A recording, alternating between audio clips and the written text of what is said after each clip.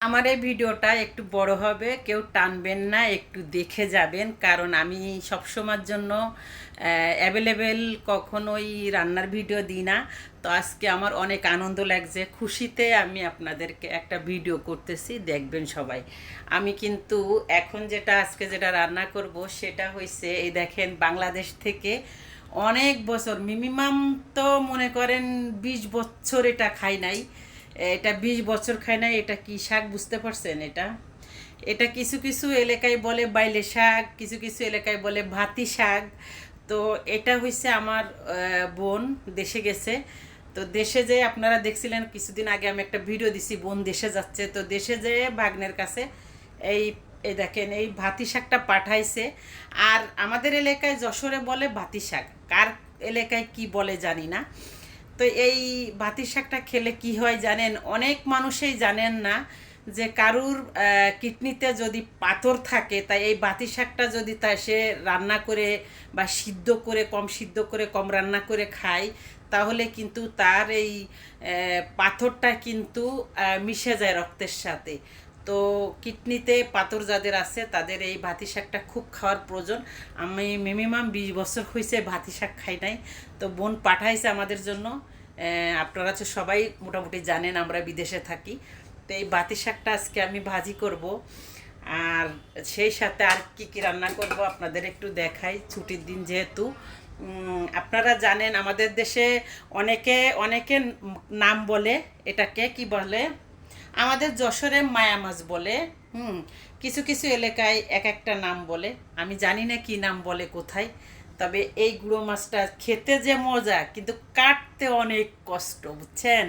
কাটতে গুঁড়ো মাছ খেতে অনেক মজা, শাকভাজি।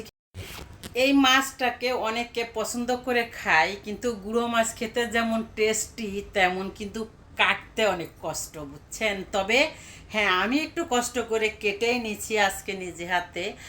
তো বিদেশে কিন্তু মাছ বেশিরভাগই কাটাতে কিনতে পাওয়া যায়, কিন্তু গুঁড়ো মাছ কিন্তু কেটে দেয় না। এটা আমি নিজেই কাটছি। এদেশে তো আমাদের বটি নাই, তবে আমরা এটা কেসির মাধ্যমে কাটি। হুম। তো ভিডিওটা করতেছি এই গুঁড়ো মাছটা দিয়ে। আমি আমাদের বাংলাদেশের এখন নতুন আলু দিয়ে রান্না করব। তো আপনারা দেখেন আমি নতুন আলু কাটছি। আর আমি আরেকটা কাজ করব, চিংড়ি মাছ আছে না, চিংড়ি মাছ দিয়ে এই বরবটি ভাজি করব টমেটো দিয়ে। আর সাথে গুঁড়ো মাছটার সাথে ধনে পাতা তো আছেই, টমেটো আছেই। আজকে আসলে আর সত্য কথা বলতে বিদেশে কিন্তু গরুর মাংস, মুরগি এগুলোতে কিন্তু দাম কম বা অ্যাভেলেবেল খাওয়া যায়, সব সময় এগুলো চলেই।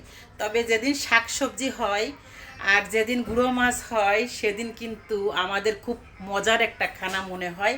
কারণ গোস মাছ, বড় বড় মাছ, বড় বড় বড় মাছ খেতে বা গোস খেতে কিন্তু ভালো লাগে না ডেলি ডেলি। তো যেদিন শাক সবজি রান্না করা হয়, যেদিন গুঁড়ো মাছ রান্না করা হয়, সেদিন কিন্তু আমাদের কাছে অনেক বড় একটা ফেভারিট দিন মনে হয়। তো বিশেষ করে আমার রবিবারের দিন ছুটির দিন থাকে। তো আমি আস্তে আস্তে আস্তে আস্তে রান্নাগুলো করি, কিন্তু ভিডিও দেওয়া হয় না। আজকে আমি আপনাদের সাথে শেয়ার করলাম রবিবার দুপুরের খানা আমার এটা হচ্ছে তৈরি। আমি আজকে অবশ্য একটু দেরি হয়ে গেছে ভিডিওটা করতে, যে আস্তে আস্তে কেটে কেটে রান্না জমা করে রান্না করতেছি, তো তাই। নাহলে আমি একটা কাটি একটা রান্না করি, তাড়াতাড়ি হয়ে যায়। তো সবাইকে বলবো আমার ভিডিওটা অবশ্যই সম্পূর্ণটা দেখবেন। আর মতামত জানাবেন যে কারা। দেখেন এখন আমার রান্নাটা হয়ে গেছে। তো গোস মাছের থেকে এই ভাজিটা খেতে কে কে পছন্দ করেন কমেন্ট করবেন।